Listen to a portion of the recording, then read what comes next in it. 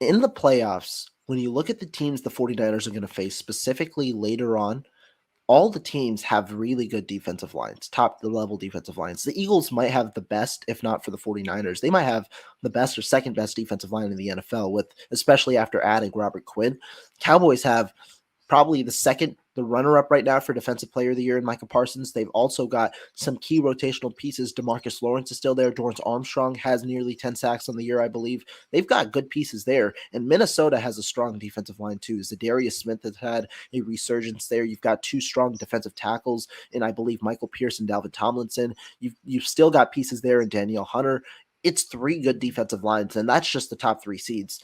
The other teams as well have good defensive lines. Now, the 49ers haven't necessarily faced very many strong defensive lines this year. When you look at it, the New Orleans Saints could be a team you consider, the Mhm. Kansas City Chiefs earlier in the year, and then in the last few games, it was the Miami Dolphins who had a strong defensive line, and now this team here with a strong defensive line.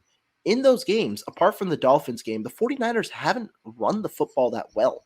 That's something that the 49ers haven't run the football that well, and sometimes that's left to offensive miscues. In this game, the 49ers scored 17 of their 37 points off of better, just good field position, because the defense got turnover on downs or something, and it ended up being good field position, be your defense or special teams. And so that's where I'm going to have a cause for concern potentially in the playoffs, when teams have strong defensive lines, because our offensive line has sometimes had an inability to move the line of scrimmage. How are the 49ers going to combat that offensively to score enough to keep with other teams? Their defense can hold them, but are they going to have enough offense? That's my main question, and that's something good that you brought up there.